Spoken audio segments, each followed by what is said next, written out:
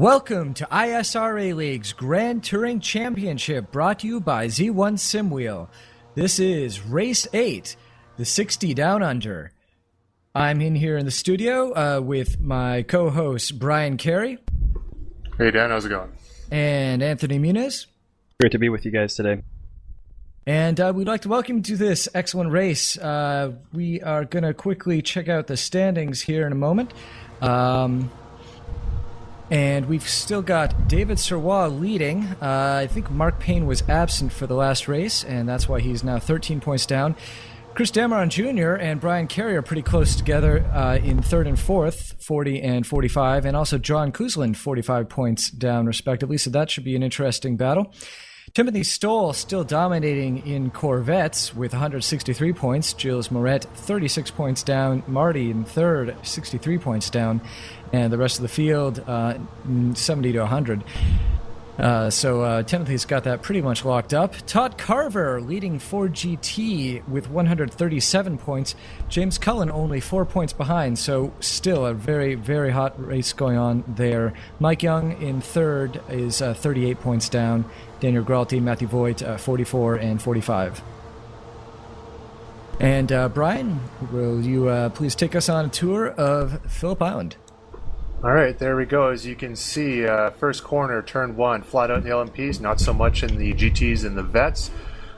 Turn number 10, after turn number 9, Lucky Heights is a blind, fast left-hander going downhill into a hairpin at turn 10. That's the trickiest corner in the track. Expect a lot of action there. And then finally, turn 4, Honda corner, coming down the long back straightaway is where we'll probably see most of our passing action. All right, let's quickly run down the qualifying order. In LMP, we have David Sirois once again starting on pole with a 1 minute 18.589. And then Chris Dameron Jr., Jeremy Burris, Brian Carey, Mark Payne is fifth, John Kuzlin, Carlos Passos, Mike Kelly, Brent Briles, and Daniel Quaroni rounds out the top 10. All right, Dan, for the GT1 Corvette class, Don Hunter captured the pole for this race with a 124.5, but Timothy Stoll was just behind with a 124.6. Colin McLean was in third place. Clint Vigas and Sean Cuthbertson rounded out the top 5. Ryan Hoff, Julio Palacio, Evgeny Garernin, Marty Jeffries, and John Middleton rounds out the top 10. And for the Ford GT2 class, we have Wyatt Foster in a pole position lap of 1 minute 27.325. In second, up beside him on the front row there is Craig Hunter over a second behind, so a huge pole for Wyatt there. Trevor Hill, Todd Carver, James Mines round out the top 5, with James Cullen, Daniel Gralty, Andy Gooderson, Luke Poulin, and Matthew Voigt rounding out the top 10. All right, well, let's talk about some keys to this race. Obviously, it's got a very, very long front straight, but aside from that, pretty much all twisty stuff to one degree or another. It's also not a terribly wide track, so class is going to have to work very well together to get around cleanly. And quite a contrast from Watkins Glen, which we were at a couple weeks ago, where this track has a lot of wide runoff area. Watkins Glen, the barriers are very close to the track, so giving cars that unfortunately have offs during this race, and they do happen from time to time, give them a chance to get back on the track with little damage. Another big key to the race is going to be patience. I know we've spoken about it earlier, but with all the tight racing, and because the Corvettes are just about the pace of some of the LMPs on this, especially on the front straight, it's going to take a lot more work to get around them. You notice Chris Dameron Jr. missed the formation lap. He had a technical issue, didn't put enough fuel in the car, and he's starting from the pit lane. That's going to be a big, big detriment to him as he has to try to battle his way through the traffic. And we've got the green flag flying. And there's the clock ticking down. David Sirois taking the lead pretty easily. Notice on the inside there, Mark Payne made a huge run up the inside. I think he's running a lot lower down for us because he pulled up a lot of ground, but he's had to back off now as he's got to the through the second corner here. He's got Carlos Passos on the inside and Mike Kelly trying to make a move on him as well. And it looks like he is quite well ahead of Carlos at this point, and into the braking for the hairpin. always a big choke point and potential danger on lap 1, but it looks like people have gotten through pretty cleanly as we watch the Corvettes also head through. Yeah, we're partway around the first lap, first couple main corners there. It looks like everyone's got through mostly cleanly. I don't know if there's any bumping and banging in the back there, but it looks like everyone stayed in the track. And Ryan going outside with Evgeny on the inside there. That was a pretty brave maneuver there. It's a pretty slippery corner. Looks like we've got a slow LMP. I'm not sure if he had a spin or what, but he seems to have recovered without any damage, but he might be affecting some of those Ford GT's battle.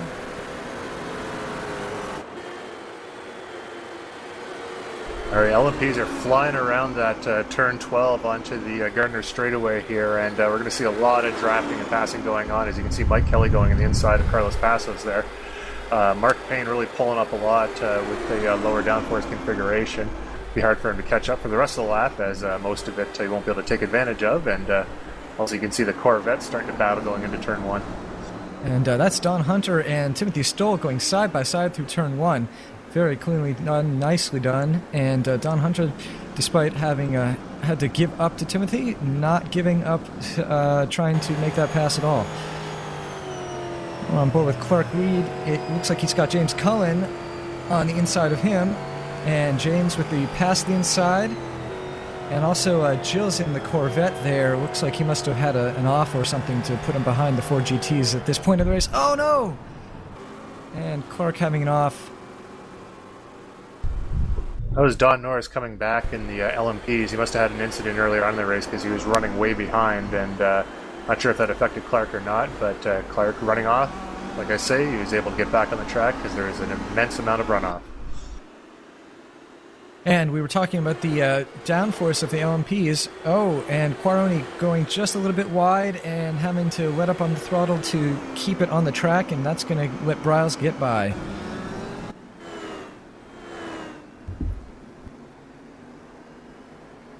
And Sean Cuthbertson ahead of Evgeny Garanin.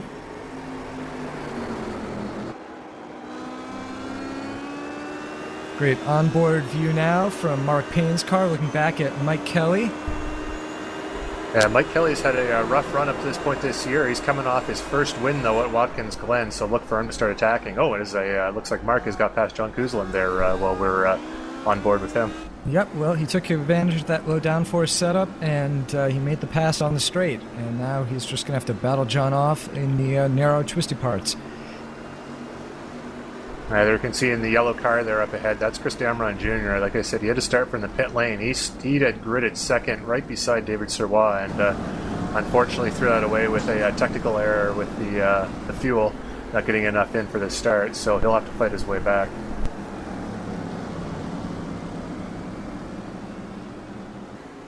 One thing, too, you'll notice... Oh, there's and that's Tim Tim McLeish. Oh, he's made into contact with the wall. That's not going to... Doesn't look like there's a lot of wing damage, but I don't know if that's going to be his left rear tire probably took the brunt of that, so we'll see if he's able to make it around or not. Well, he's definitely got some bodywork damage. He'll be heading into the pits. Fortunately, he did it right in front of the pit entrance, so he'll be able to jump in there. Hopefully not race over for Tim, but it didn't look good. Take a look now at Qualroni battling with Brent Briles, trying to see if he can take advantage of that lower downforce that Crony's running. We saw that Brent was able to drive by Qualroni and going into turn 12 and just taking advantage of some of that downforce. Now see if Qualroni can't battle back. That's right. We have the full range of downforce setups, I think, going with the LMPs in this race. Some, like Brent, were running high, and I know David Sirois, I believe, was running low. I know Mark Payne was running low. And obviously many people running intermediate.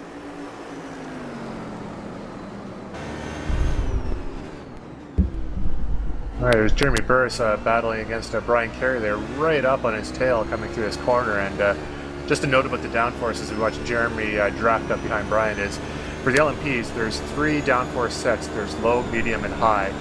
With each of those, you have a variable rear wing on it, so you can go with a medium downforce of the low rear wing, and basically from there... excuse me one second. There's Daniel Qualroni drafting up on Brent here's Briles. where the high downforce versus medium is going to make all the difference down the straight. But some guys could have a medium downforce with a relatively high rear wing, which means more grip, more drag. Or they could have a medium downforce with a low rear wing, lower drag, higher speed, but less grip in the corners. Same thing with high and low, so we have to watch for that. But this is a... you can see Brent was fighting back right there. Quite the battle.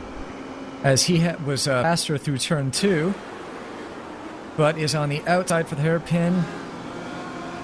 And you got Ryan Kearns in the Senrock Racing machine behind them, just watching patiently, anticipating a potential off, but it looks like these guys are doing well enough to hold it together, so Ryan's just going to have to wait for another opportunity to attack. It was really interesting watching all of the different LMP drivers experiment with setups during the practice session, trying to see if one guy could set a quick lap time with a high set and then somebody could set the same exact thing with a lower set. Or so it'd be interesting to see how those race trims on these cars play out. It looks like Jeremy Burris, he's got a draft on Brian Carey. He's going to go try and make his move on the way to outside turn 1. He'll have the outside in turn 1, but then if he can stay alongside, he'll have the inside for turn 2. And it looks like he wasn't quite able to do it. I think maybe he might have been able to, but wasn't willing to risk it. Again, it's really hard to tell what levels of downforce everyone's running at this point too, so if Jeremy's running a little less downforce than Brian, then it's going to be hard for him to make that step going around the outside. So it's early in the race, no point in forcing the issue here, as we've got a long way to go. We got a pit stop and another 53 minutes basically.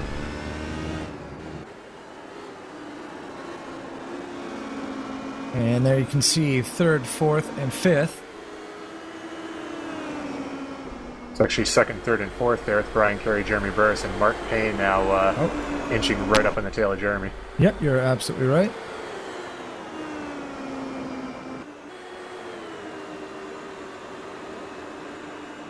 And here's where you would think Brent Briles' car would be strongest, but in a curve that shallow, actually it's still flat out, even with a medium downforce. Now the one thing you're going to notice too, especially with the LMPs, and to a certain extent the other classes, but because there's so many flat out corners, a lot of long straightaways, it's going to be hard for guys to get away from each other. A lot of drafting going on, so even if you're faster in the corners, you get to a long straightaway, or vice versa, a guy going faster on the straightaway can be drafted by a guy with more downforce, and they should be able to be pretty much nose to tail for most of this. And what you saw right there with Quaroni and Briles was that despite the fact that Briles was drafting, his high downforce set just wouldn't let him make the pass. On the other hand, Anthony Nunez, currently running in 14th, has just advanced up to 13th by getting around Wen Snyder. You'll notice Lance Snyder's now sporting the light blue paint scheme. He had been running pink for most of the year and got a little flack for that, so he's changed back to the light blue. Although still one of the most visible cars on the track. Oh, something, Brent Briles had run wide, and now Ryan Corns has taken advantage and has moved up to 9th place there. Let's jump back over to GT1 for a moment. And we have John Middleton and Ryan Huff here. And hopefully we'll get to see a little bit more of them, with Evgeny coming not too far behind. As you can see on the top of the screen there, it's Lance Snyder was just coming out of the pit, so I'm not sure what happened there. And somewhere along the line, Jeremy Burris has got past Brian Carey, so he's up to 2nd place right now. And it looks like a Ford GT just dove off. Oh, Jeremy is in the wall. Rather. Yeah, oh, Jeremy no, looks like that was on board with him now. Did he hit the wall? He hit the wall pretty good there. I saw him spinning around. It looked like he nosed into the wall. And I mean, that's a 250 km/h corner, and he went in really hard. I'm not sure what happened, but his car's running. I don't know how well it is running. He's obviously off the pace a little bit. Well, it looked like we saw a Ford GT go off coming out of turn 1, and so I'm not sure. Look, yeah, you can see there's heavy damage on Burris' car there, so I'm not sure if that Ford GT had something to do with that incident or if it was totally unrelated, but unfortunate break for him. And John Hunter trying to squeeze by that Ford GT and try to make the pass here on Clint Vigas, but it doesn't look like he quite has the top end to do it. Remember, Don was our pole sitter for the the Corvettes there, so he's dropped back to 4th place at this point. And you can see the trick of negotiating traffic there. James Cullen and Brent Briles going side by side down the hill. And a puff of smoke let out, and it must have been from that car. And we've got Clint Vigas off, 3 wide now. Todd Carver just getting sandwiched there between 2 Corvettes. Fortunately, it looks like no contact. That's another thing too. The Corvettes and the 4 GTs are actually very, very close in lap times on this track, so there's not a lot separating them over the course of a lap. That's right, particularly between... Oh, and that was Timothy Stahl off the track, and Colin McLean taking the lead. That was an interesting place to go off. He must have gone just a little bit too hot in the over the hill turn and gone wide and off and down onto the grass.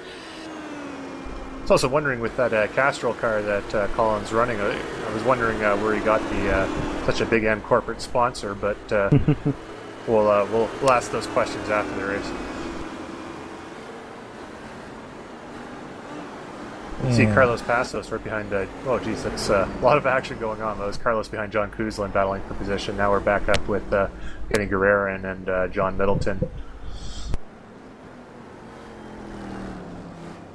And you can see Todd Carver stuck in there in between, but there's the gap.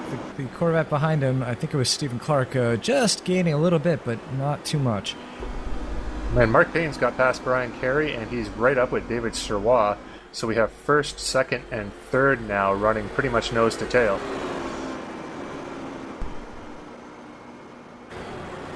And it looked like a little bit of trouble in the hairpin. There's some smoke there. It looks like that was a Corvette that was off. I can't see. It looks like Sean Cuthbertson, I believe, had a bit of trouble getting around that corner. But Mark Payne sure didn't waste any time moving up to battle for the first positions from his 5th qualifying spot. Have an LMP off in the background there, so like I said before, at Watkins Glen, more than likely that would have resulted in a retirement there. It's happened on a number of occasions, but that car's just been able to drive off the track, and I mean, obviously you're going to lose time in places, but you get to fight another day.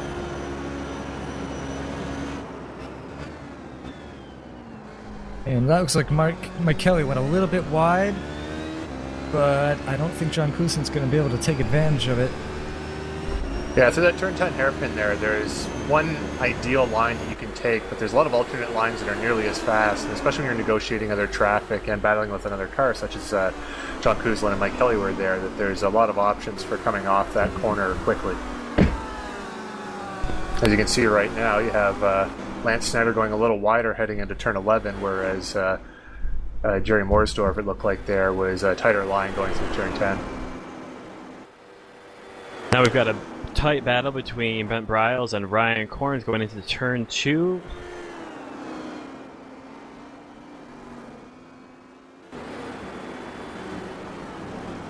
And John Kuzlin once again sticking his nose. It looks like there's he's a side bit by of side. contact there. And John Kuzlin with the pass. I didn't notice the contact, but it was very, very light. Yeah. It was very, very light if there was any contact. It looked like he just touched the back of his car with his nose. And we're on board with our first position GT, and we forgot to mention and didn't see. Now second as James Mines make an incredible pass on the inside right there. That Wyatt Foster unfortunately got a bit mixed up with, I believe, some Corvettes around turn 1 of lap 1, and unfortunately caused some damage, and he had to retire.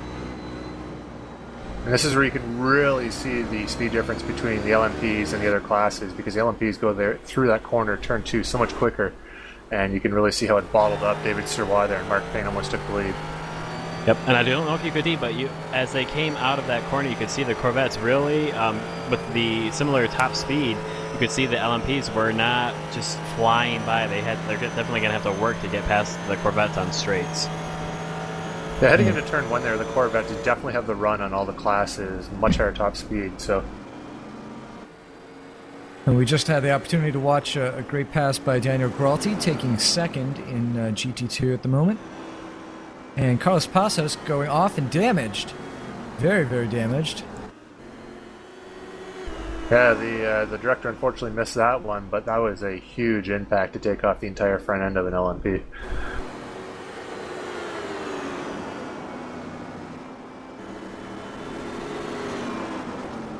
And you can see both LMPs here forcing the way on the inside. Looks like it went okay. John Clusen back behind Mike Kelly. We didn't see where that happened, but John Clusen running fifth rather at the moment, and Mike Kelly currently in fourth. Flat out there through turn 1. And just looking at the leaderboard here too, it looks like Mark Payne has taken the lead with Brian Carey second and David Sirois third. So some action missed unfortunately, but the leaders of the LMPs have been shuffling pretty consistently over the first 15, 17 minutes of this race. That sounds like that must have been a mistake by David Sirois. I can't see him losing 2 positions any other way. Oh, it looks like our previous class leader, Trevor Hill, has some wheel damage. I wonder if that was in the Carlos Passos incident. Pure speculation on my part right now. I don't want to throw any one of those drivers under the bus there, but Trevor Hill, unfortunately, in the pits coming out of the class lead.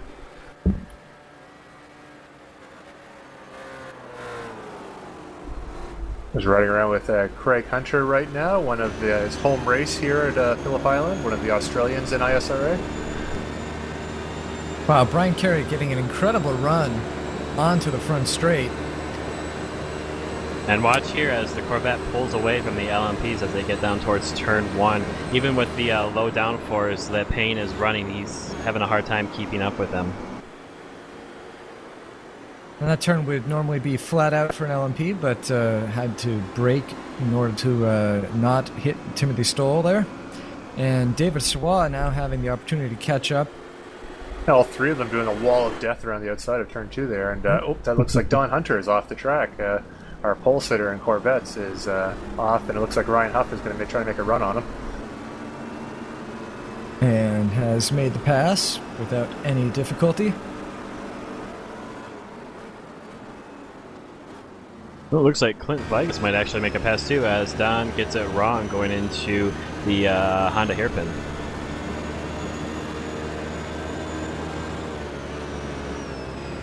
And everyone tiptoeing around there. Don't want to run into Colin McLean. Colin, unfortunately, not in the ideal position there. He would have, I think, preferred to be on the other side of the track. Yeah, I'm sure that was a pretty uncomfortable section for Colin. The Corvettes are on the ragged edge going on there, and it's much easier for... Ooh, as we can see, there's quite a big mix-up. It looks like there's a Ford GT that gets sideways and going into that corner. But it's much easier for the LMPs to drive around the outside of the slower GT class cars going into that corner, allow the added, or the much higher downforce to allow them to easily get by. And we've got a pack of LMPs here heading down the front straight. We've got Quaroni, Corns, and Bryles. And we can see that there is a Corvette just to the left of Ryan Corns. Looks like, I don't know if probably the Corvette let him by a little bit there so as not to interrupt this battle. And now we're back with David Sirois, still running in third. You can see Mike Kelly's opened up a pretty good gap ahead. Be Mark Payne in the lead. Mike Kelly is actually closing right up on David Sirois right now. He's I'm sorry. under 2 seconds behind David in 4th place, with John Cleveland not too far behind him. That white car just got me a little confused, but you're absolutely right. Mike Kelly running in 4th at the moment. Mark Payne in the lead by quite a bit. Well, despite the traffic that these leaders are going through, the top 3 and almost the top 4 guys are all very close. So this is definitely some great close racing. We're seeing about 20 minutes into the race so far.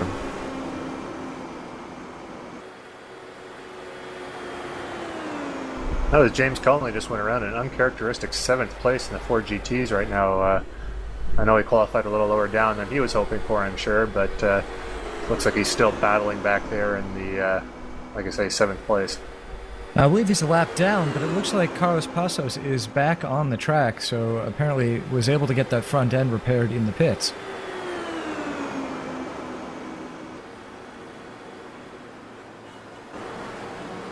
And back to that battle between David Surwa. And Surwa makes the pass on Carey. That's for 2nd place in LMP.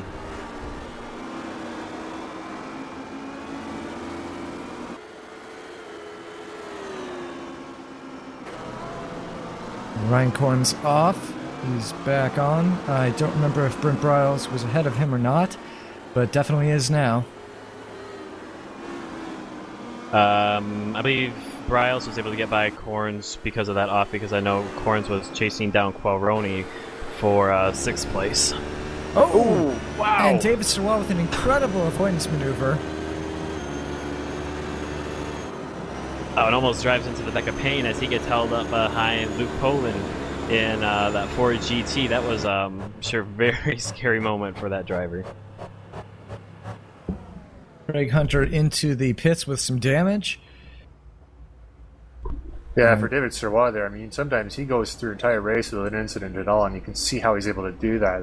Within the space of one corner, he had 2 incredible near misses and was able to come out of it okay. No, you know what? I was wrong. That wasn't damage. That was Craig Hunter taking a little bit of fuel. The Corvette's not quite able to make the full 60 minutes on one tank, so Craig not taking tires, just taking fuel, and he's going to be back on track in a moment.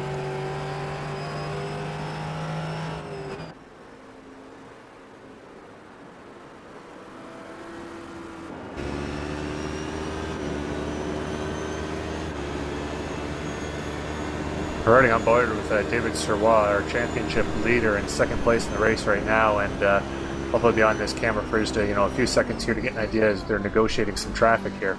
Get an idea of why he is, as you saw previously there in that last corner a lap ago, how he's able to avoid those incidents, and it's skills like that. I mean, he is obviously quick, but skills like that really define a championship run, being able to stay on the track when things are going to hell in front of you.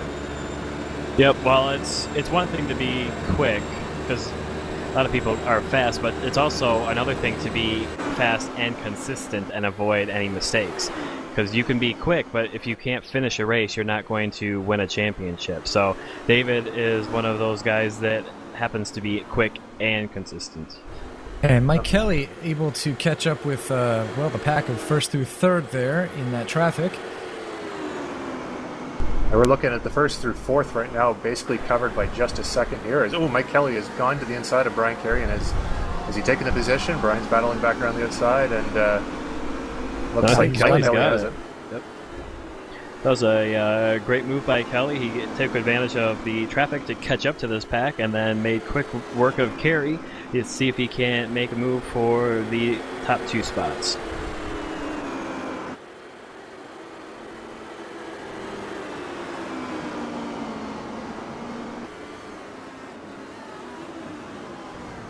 Now, Paso seems to be battling somewhat hard. I know he is trying to get his lap back, but these guys are...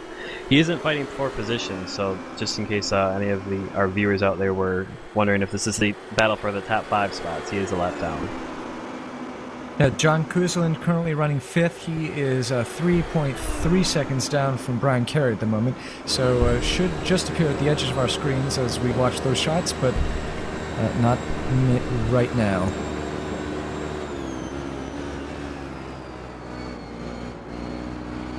This is another one of those corners, turn 2, where there's a lot of different lines you can take, and some of them work better than others, as we're switching battles here. But it's a corner going into the Honda corner there, turn 4, where a lot of passing takes place, has really decided what happens on the exit of turn 2.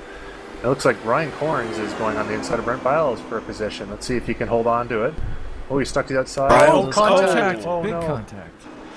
Don't know if they ended up contacting the wall, but that was a huge incident for both drivers. No, I think probably they were able to keep it off the wall, but that probably caused some damage. I would imagine that Briles actually got the worst of that, but we'll have to see. Hopefully they'll both be able to get back on track and continue the race.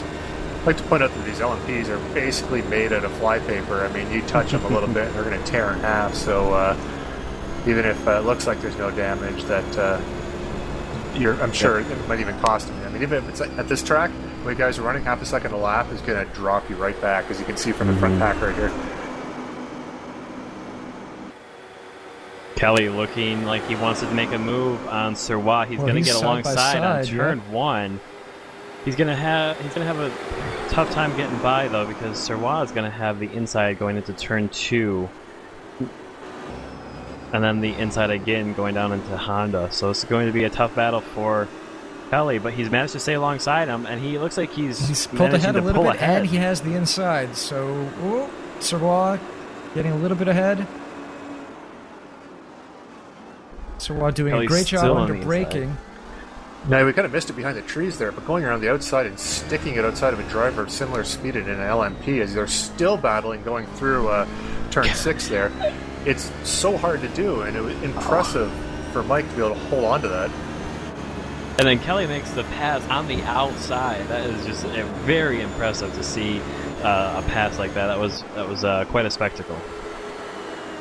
It was Jacques Villeneuve, Nigel Mansell-esque on famous outside passes there, and he was able to hold on to it. So he's tucked right into the rear end there of Mark Payne as they... there's a Corvette going into the pits there, so he's going to need to rely on a really strong draft here to hold on to Mark down the straightaway. Yeah, Kelly's making a charge. He's made up 2 positions in only a few laps, and then so once he caught up to these guys, he's definitely got the pace.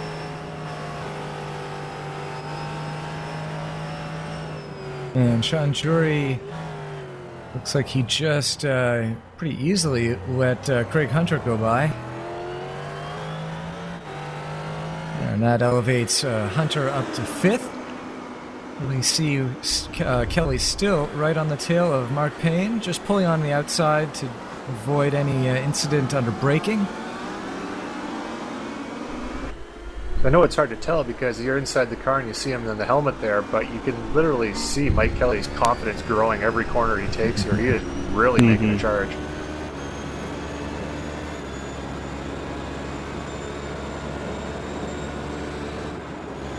And it looks like Mark Payne has just a little bit of damage on that winglet there. Yep. You can see the bodywork a little crumpled up, so I'm not sure if that's really affecting him, but definitely can't help the car. And stuck behind some Corvettes here. John Middleton there on the right in the Corvette. And Kelly doing a good job of getting by, though. That's a tricky spot. That corner is easily flat out, but if you get up on the curb like you did there, it makes it a little trickier. So good job for getting under the Corvette and around the corner safely.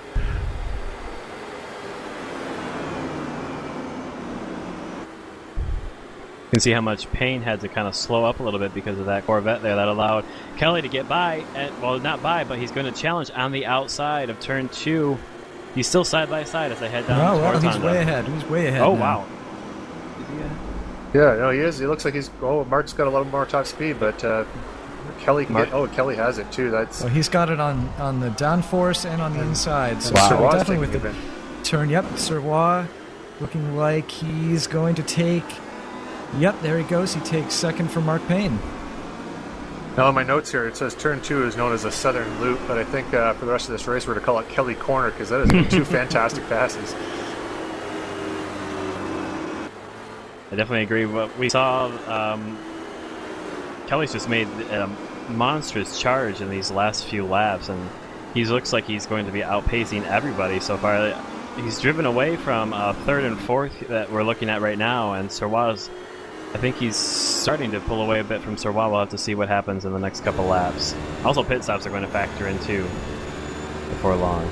You can see Brian Carey here. He's been kind of holding his time, letting a few guys pass, just kind of tailing onto the lead lap there, or the lead group there. But the first 2 have pulled away, so you can see he's getting a little bit more impatient right now, trying to get Mark to hurry up or get around him as soon as possible.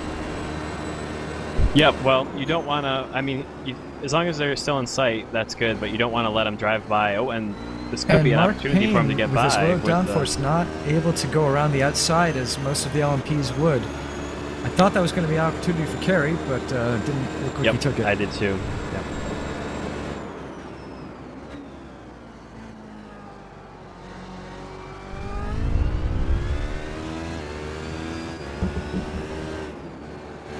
Yep, Kerry looks like he's really starting to pitch the car and trying to get back up with the top 2 LMPs. You can see him getting into the corners much faster than Payne is. So we're going to go back to the battle for first, though.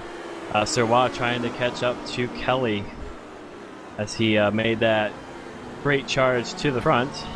Let's see if... and looks like this is going to be the first of the LMP pit stops. So. Yep, we're at the 29-minute mark, 31 minutes into the race, so the LMPs probably only have about 4 more minutes of fuel left in them tops. So we should see the pit cycles come pretty quickly. And Ryan Corns there side by side with Jerry Morsdorf. Taking a quick look, I don't see Brent Briles anywhere in the top 12, so that contact did in fact either take him out or damage him enough that he's way, way behind.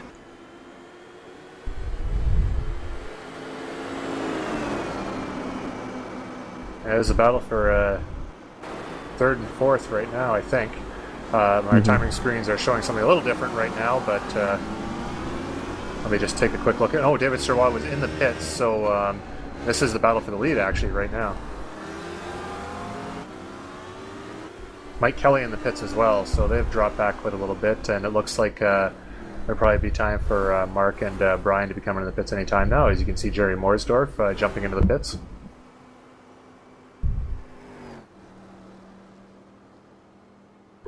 Now the pit exit here at Phillip Island, it dumps almost right under the racing line and is an extremely high speed, so you know, with a lot of traffic, a good pit exit can be critical or, you know, deadly for your race chances if you get it right or wrong. So, oh, here we go. Oh, wow. Jeez. And Kerry just finding that opportunity and going for it as Mark Payne was slowed up by James Cullen in the Ford GT. Mark was just able to drive back past him even though he had a huge run on him, and that's just the you can tell the advantage of having Mark Payne having a low downforce setup right there. Well, I think if Kerry hadn't... Oh, hey, that's Brent Briles there, so he's still on the track, just way back in the running. I think that if Kerry hadn't had to go off track like that, he wouldn't... oh, and Jerry Morsdorf getting the pit exit a little bit wrong. And, oh, the outside. commentator curse there for Jerry Morsdorf. I really apologize for that one. But he's rejoining the track now. I do appreciate his showing a good example of what I was talking about 30 seconds before that.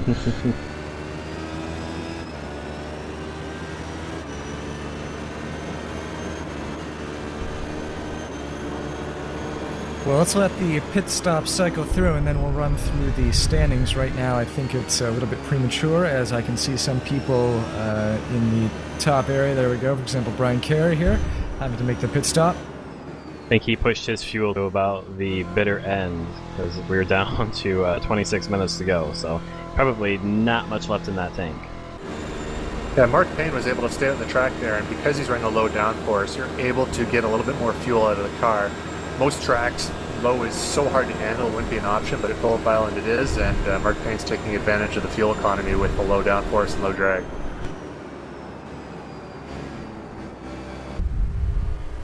As is John Kuzlin, who always seems to get really good fuel mileage. I've been finding it throughout the season here, so not sure what downforce level. I would assume John's on a medium downforce, but still able to stretch the fuel for a lap longer than some of his competitors.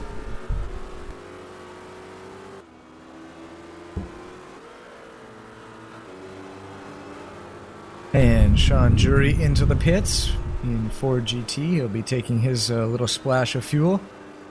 It's good to throw Sean Jury's name out there. He hasn't seen him a lot on camera so far this season, so good to get a little bit of time there. And back on board with Jerry Morsdorf as he's looks like chasing down Chuck Chambliss up ahead in the 12th position.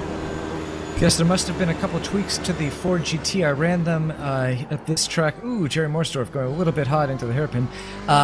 Ford GT a couple seasons ago at this track was able to make it 60 minutes on one tank of fuel. But I'm not sure if his calculations just didn't show that, or if he's being cautious, or the car has changed a little bit. No, I've been noticing a lot of the Ford GT guys have been making pit stops. I think Craig Hunter was one of the first, and it looked like a scheduled pit stop for him. So he's currently running in 4th place. I haven't seen any of the top guys like James Vines or Daniel Gralti in the pits yet, but we'll take a look for that to see if they make a pit stop in the next few laps. Well, let's quick. Oh, and we were watching it. Colin McLean and Timothy Stoll there running 1st and 2nd real close together. This is Ryan Corns running 10th and exiting the pits. And let's just see where he's going to come out. Chris Dameron Jr. is behind him, but 2 laps back. So looks like Chuck Chambliss now is 5.5 seconds behind Ryan. So probably Chuck, we know, made his pit stop, so that's a final position. And now back to Colin McLean and Timothy Stoll. And it looks like Colin McLean is running right away from Stoll. It's a very unusual position to see Timothy Stoll in anywhere but 1st place. So let's see how he handles having to chase down Colin McLean.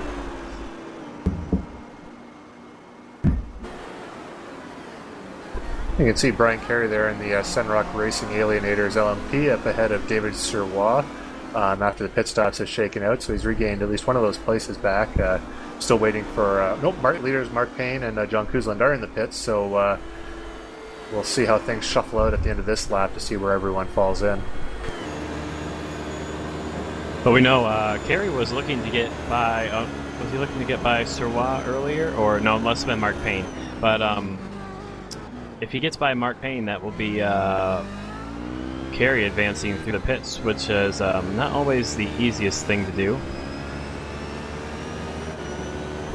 And that's a tough corner to call right there for David Surwa. Multi-class racing, you really have to trust your other drivers. That Ford GT many times could just drop right down and take the inside line, and David didn't know if he could make the pass or not, so he had to wait to see what he was doing, found out he was going to the outside, and go there. There's Mark Payne exiting the pits, or at least heading down pit lane to pit exit.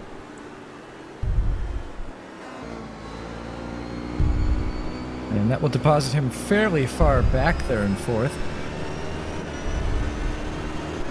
And David Surwa able to draft off of Evgeny Garanin, but ultimately had to get by somehow. Ryan Corns must be a lap down there, and so letting Brian by, and Brian now running in 2nd. On board with Stoll, as he has a much better entry to turn 2. Colin getting up on the curb. Colin McLean getting up on the curb. Yeah, you can see the 2 lines I was talking about before in turn 2 there. Colin, wide line going in, gets the apex very late, gets better power going in, where Timothy Stoll is going in really hard, trying to get the car rotated at the apex, and then come off cleanly. As you can see, Colin's able to get off the corner a little bit better, but overall I think Timothy Stoll was a little faster through that corner and has gained a little bit of time and distance on Colin McLean.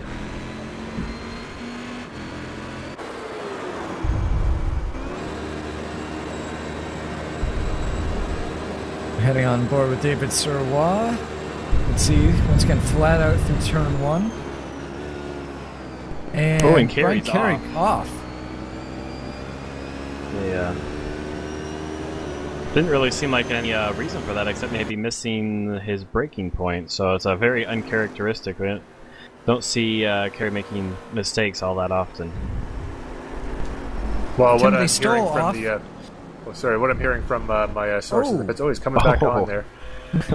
Decided to do some off-roading before he there's rejoins some the bad race. damage there. What had happened was the hydraulics and the electronics all failed at the same time, losing all steering and throttle inputs for a period of time, and did not regain back until coming back to the inside of the track. So that's a we'll call it a tough one for Kerry there. No, that's very unfortunate for him. Well, I think that we've pretty much gotten through the pit cycle, so let's run down the standings. In LMP, we have Mike Kelly leading. David Surwa is 4.5 seconds back. Mark Payne, then John Kuzland, Daniel Quaroni in 5th, Brian Carey, Carlos Passos, Anthony Muniz, Brent Briles, and Chuck Chambliss in 10th. For GT1 Corvettes, Colin McLean is your leader, followed by Timothy Stoll. As we can see on screen right now, not that far back.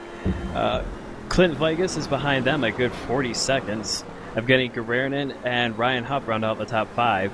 John Middleton, Sean Cuthbertson, Jules Moret, Marty Jeffries, and Don Hunter round out the top 10. And for the 4 GTs, we have James Mines in the lead, 8.6 seconds ahead of Daniel Gralty, James Cullen in 3rd place, Craig Hunter, Trevor Hill in the top 5, Luke Poulin, who we saw run through the Julios there in the picture, Matthew Voigt, Todd Carver, Sean Jury, and Andy Gooderson rounding out the top 10. Now, Andy Gooderson is 11 laps down right now in 10th place, so I'm honestly not sure if he's still running or not. So it could be that Sean Jury is the last running for GT. Yeah, I would go out on a limb and say that he has retired the car. Also, in the GT1, I pointed out Don Hunter was in 10th. He is running 16 laps down from the leader, so I'm going to guess that he is also retired the car. And see Brian Carey coming out of the pits after that incident. His crew miraculously able to bang back that rear wing there and get him running again. It's amazing he didn't damage the suspension going over the bumps off-roading there. And unfortunately, we haven't shown a whole lot of action in 4GT this race. Just not a whole lot of action to see. Pretty much a 10-second gap between each car at the moment. Yeah, I think part of that is just because we seem to have a smaller GT2 field in this race. The LMPs, well, the LMPs are always have a fairly full field. Corvettes is surprisingly full based on what we've had in the races previous. So 4GT is a little bit smaller field this race. But too, in the nature of the track too, the LMPs mostly and the vets to some extent, they're able to follow each other and draft on the straightaways a little bit while letting the slower cars by. The 4GTs are having to let the Corvettes and the LMPs by. They're fighting in the corners a little bit more, so it's not as much of a drafting battle for them. So you'll find that they kind of spread out into their respective paces where a slower LMP or Corvette might be able to hold on to a faster car and vice versa. And you kind of get tighter fields here. So. And here's Chris Dameron Jr. riding right behind Ryan Corns. But Ryan Corns actually, well, I can't tell. They're off the top 12. Nope, Chris Dameron Jr. now ahead. So yes, Chris Dameron Jr. Bringing himself up into 12th with that maneuver. And that's one of the other things too, is because Chris Dameron Jr., he qualified second, so he has the pace. He is one of the fastest drivers in the series, but dropping back behind the pack there, once he lost touch with the fastest guys in the field there, it's been really hard for him to get back to the front. I mean, he's just with 16 minutes and 45 seconds left starting to get to the tail end here, but he's still a lap down, so rough race for Dameron Jr. Yeah, and sometimes we saw the good first through fourth positions in LMP stick really close together. A lot of times when you're in a pack like that, you might drive the car a little bit harder than you normally would, and that helps you keep the pace required to be in the front in this series. And so when you get back, you kind of maybe get into more of a lull. You don't run quite as hard as you might, and unfortunately, it's hard to battle back especially when you start so far behind.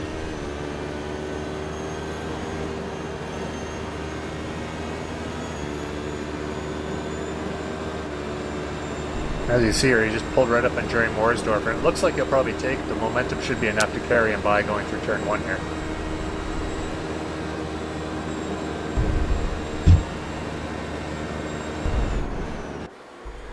So it's one thing about those, and the reason why Mike Kelly's passes on turn 2 were so good is the track does camber a little bit away on the outside of the corners. So if you get on the outside, not only are you on the outside, which is a longer radius, but you don't have quite as much grip from the track as it's falling away from you a little bit more than it does on the inside. Yeah, that's all the more reason the passes that Kelly was able to make were as spectacular as they were. It was truly very difficult to do what he did. That's what I mean. Kelly was coming off what some might have considered a surprise win there at Watkins Glen with all the yellow flags. He was fortunate to hold off Sirois, but he's trying to show us a little bit that wasn't just good fortune from the last race. He really does have the pace, and he is really charging. He's pulled he's about a 3-second lead over David Sirois right now, with Mark Payne a further 5 seconds behind Sirois. Yeah, well, we know Kelly's usually always qualifies in the top 5 or so of the LMP class, and so we know that he has good pace. It's just he's had trouble finishing races, or he's been involved in race-ending incidents, and so we really haven't been able to see much of how Kelly drives when we get into the later stages of a race. And now he seems to have the problem sorted out, and he's really putting on a great show for everyone. And this battle here between Dameron Jr. and Chambliss is for position. Chambliss currently running in 10th. Oh, and you can see Chris Dameron Jr. just getting the tail out a little bit as he gets on the gas.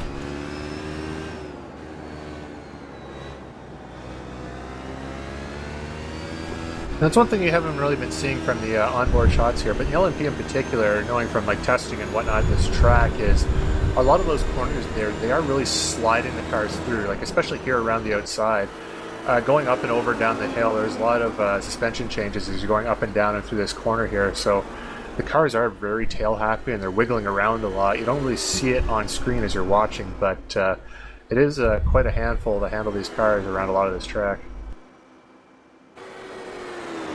And Dameron Jr. alongside Chuck Chambliss. I think he should have it. He's running lower. Yeah. Oh, he's yeah, running no lower problem. downforce. So.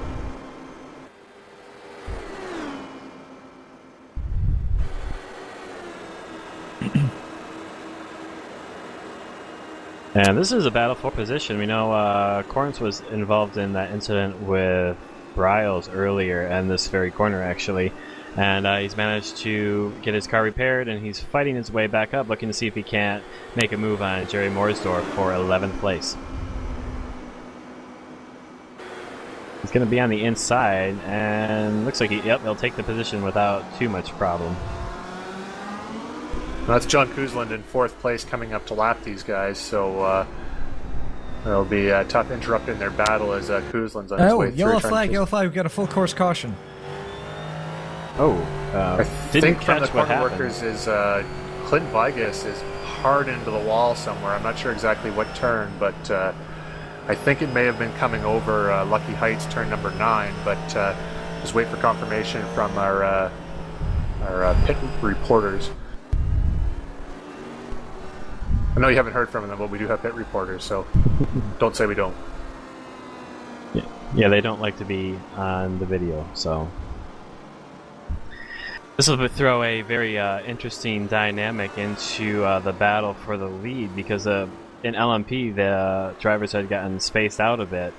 So this should put I know some of the GT classes will get mixed up in with LMPs, and that could make things a little dicey for these guys, but it should create a good battle for the final 10 minutes or so. I think it's also a big question mark for Corvettes. I think if they were able to hold out to this point, then this caution may be just the thing to let them go the full course of the race without a pit stop. Certainly in the Ford GT, that'd be the case. Yep, you're right. And the field just sorting itself out as some cars get waved by. That was an SRN Corvette. I didn't catch that. I guess Sean Cuthbert's in because it didn't look like Ryan Huff, right. But yep. He had a pretty bent up rear wing there. So.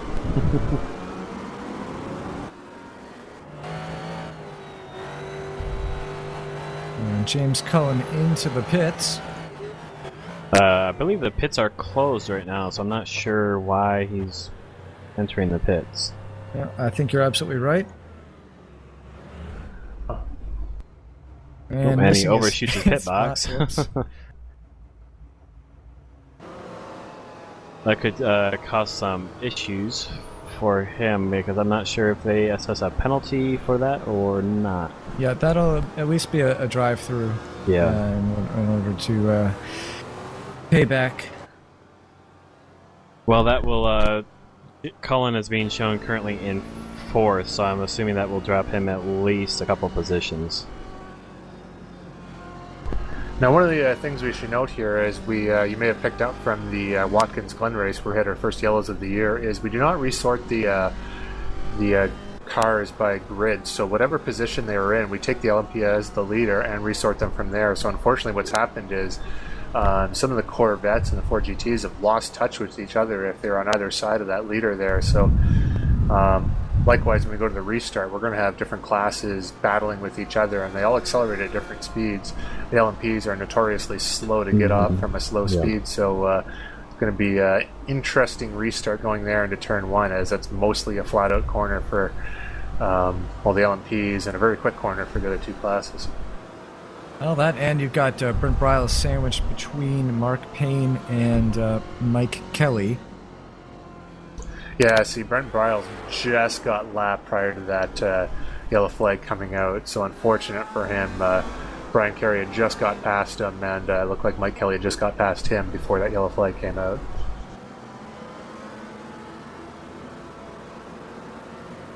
Well, let's quickly reacquaint ourselves with the standings so that we can watch what happens in the mayhem that follows the green flying. In LMP, we have Mike Kelly leading, following the pace car at the moment. David Surwa's right behind him, with Mark Payne also right back there. Then I believe there's a small gap with some traffic. Then you get John Kuzland, Daniel Quaroni in 5th, Anthony Muniz 6th, Carlos Passos 7th, Brian Carey is in 8th, and Brent Bryles 9th, Chris Dameron Jr.'s 10th.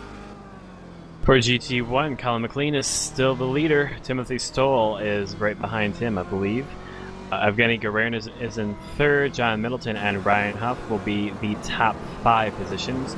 Sean Cuthbertson, Gilles Moret, Marty Jeffries, and Clint Vigas round out the remaining Corvettes that are still on track. Don Hunter is in 10th, but his car has been retired. And in the 4GTs, Craig Hunter currently leading his home race here with James Mines, Daniel Gralty, James Cullen, Trevor Hill in the top 5, then Luke Poulin, Matthew Voigt, Todd Carver, and Sean Jury in 9th, 2 laps back. And as we mentioned before, Andy Gooderson in 10th place has retired 18 laps ago, so he's probably had a nice shower, enjoying a cold drink, and going to be watching this like the rest of us. All right, as we loop back around here, I think we are about to go green. Yep, pace car is in, and we are ready to roll. Let's see when Mike decides to get the jump on everyone, and he's got Brent Bryles between him and David Surwa, so hopefully he'll be able to get through the first couple corners in the lead for him. And we're on board with John Middleton, as looks like the green has flown, and John Middleton getting past a 4GT in the way and sneaking past a couple LMPs, it looks like. Back on the back of Evgeny Guerin. You can see. And as I predicted, chaos here in the first couple corners. Those are like 3 wide, multi-classes. So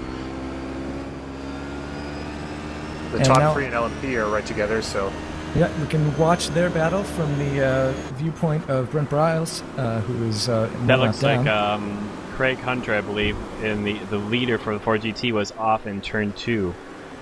Yeah, and he has dropped down now to 4th. James Mine is off. He's running in 2nd. So, yeah, like you said, Brian, this is very chaotic in these on the restart. You can see Matthew Voigt getting a little squirrely under braking. And Timothy Stoll off the track. Evgeny Guerin and his teammate able to get by him. And that's going to put Evgeny into 2nd for the moment.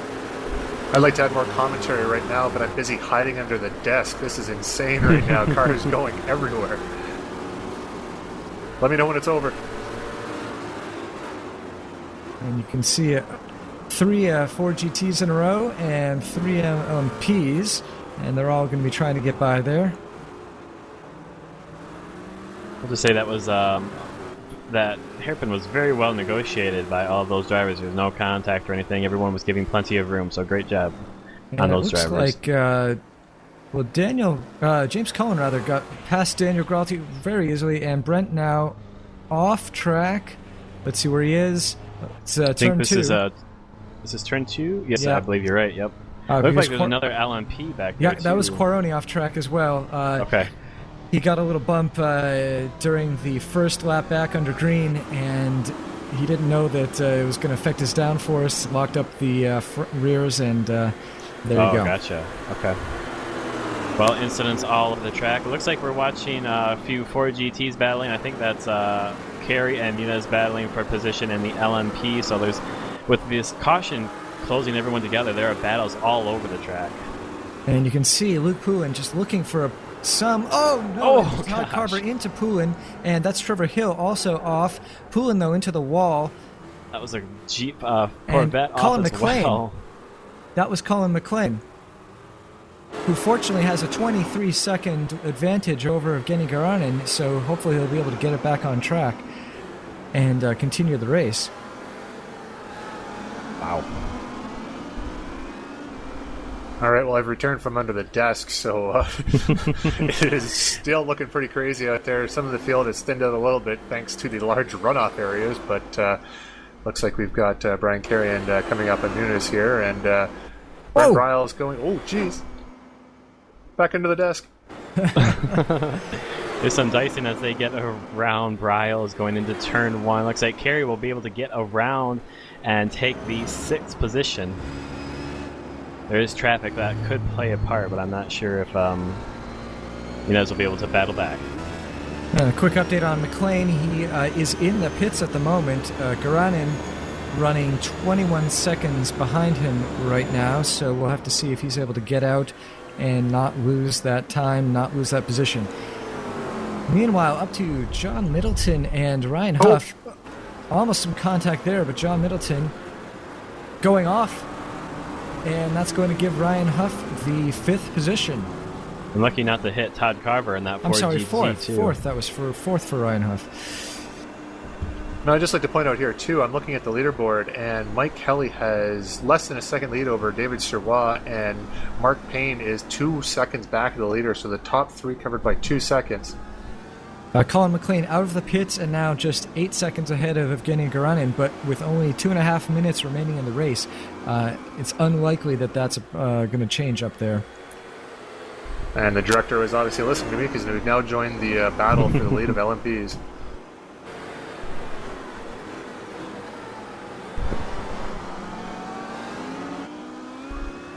And just like it was last week in Watkins Glen, Mike Kelly is leaving David Sirois after a late yellow, so Mark Payne has decided to join the fun here, and he's chasing them down, but I don't know if he's going to have enough to make the pass on either one of these guys.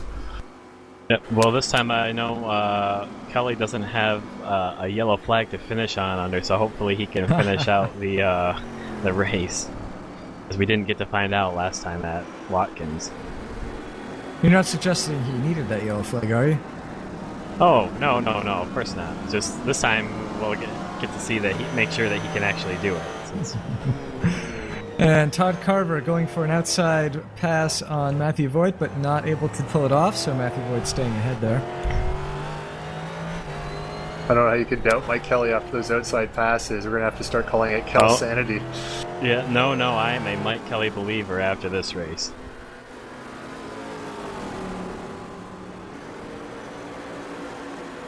And here's an example of the Ford GT having enough speed that the Corvette just really can't get by on its own. There, finally, John Middleton able to work his way around the outside.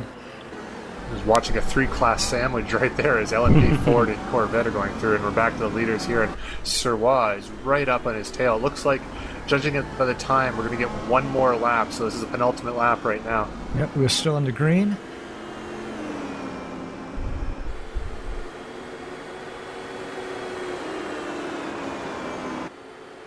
And David Sirois really right up behind Mike Kelly. So you can kind of see it a little bit there coming over the crest of the hill. David Sirois very, very twitchy over the hill, and he is just right on the edge, as is Mark Payne, as is Mike Kelly. So looks like we're on board with Sirois coming around. This traffic could be a huge factor. That was close. You could see Mike Kelly getting on the brakes, just dabbing the brakes a little bit. He didn't want to get the momentum, let the RPMs drop too much. So Sirois got a run on him. I don't know if he'll be able to make a run around the outside.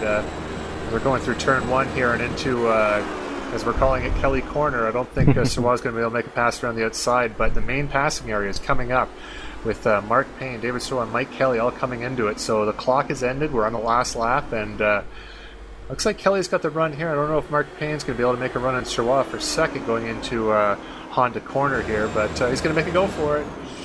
Not going to make Didn't quite have it. Nope, didn't quite have it.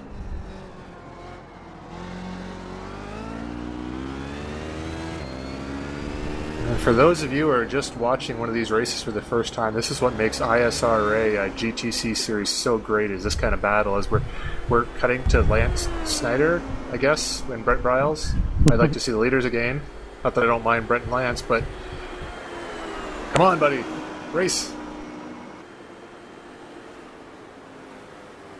And change. Nope. There we go. There we see go. the last couple corners. Looks like Kelly's managed to pull out a bit of a lead. Payne, I think this is going to be how they're going to finish. Payne's still ways back from Sirois, so I don't think there's going to be any more passes made. There's no GTs or anything to make a pick, so Mike Kelly takes his second win in a row with David Sirois and Mark Payne right on his tail. What a race. And speaking of first-time, well, not first-time winners, but in this case, first-time winner, Colin McLean in the Castrol Corvette taking his first win. And shock of all shocks, Timothy Stahl not winning a race. But he did come in with the consolation prize. The next best, so I'm sure he's not too worried about his point standing after a second-place finish. Terrible race for Timothy Stahl, still extending his championship lead.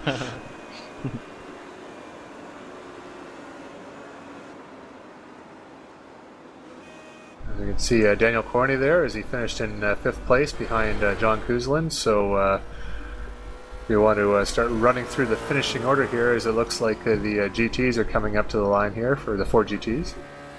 So we have Mike Kelly, David Sirois, Mark Payne, as we know, and then John Kuzlin and Daniel Quaroni. And let's see, 79 of... Well, I don't have the 79, so let's go on to GT1. For the GT1s, then, Colin McLean, as we know, we just saw, finished first in this race. Timothy Stoll took home second. Ryan Huff was third. Evgeny Garernin was fourth, and John Middleton came up fifth. Actually, I'm just noticing something here. It looks like our score is still updating after the checkered flag, so I'm not even sure if those are the actual finishing positions. Yeah, these are listed here. Well, what you see up on the left-hand side is the finishing positions. Okay. Yes, you're right. So yeah, for GT, we had Colin McLean, as I said, the race winner. Timothy Stoll came in second. Ryan Huff third. John Middleton fourth, and Evgeny Garernin rounded out the top 5. And I apologize, that was Brian Carey in the 79 car. I think Evgeny Garernin ran out of fuel there. And here we see David Sirois and Mark Payne. Not much change. I think about 2 points difference there.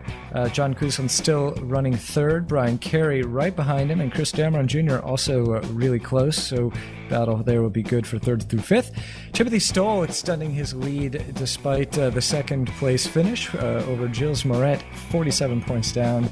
And Colin McLean, who won the race, unfortunately switched to GT1 mid-season, so he's not even on the board. And finally in GT2, James Cullen and Todd Carver entered 4 points behind, apart, and now 5 points apart, so not a whole lot of change there. Daniel Gralti and Matthew Voigt pretty close there for 3rd and 4th, and then 5th is fairly far behind. Well, we have our next race at Road America, and that should be a pretty exciting one. Here's the calendar. One quick update here. We've got Lime Rock Park listed as February 7th. That is now going to be a makeup race of the Virginia race that we missed due to the release. So stay tuned for that one on the 22nd. It's 27th. That'll be next week. Well, got a lot of interesting tracks coming up for the remainder of the year. My name's Daniel Quaroni, and I'd like to thank my co-commentators, Brian Carey. Thank you, Daniel. And Anthony Muniz. Well, thanks for having us, Dan. Do either of you have any final thoughts before we sign off? Well, it was quite an exciting race. Hopefully we'll get more of the same next week in Road America, and really looking forward to being a part of that.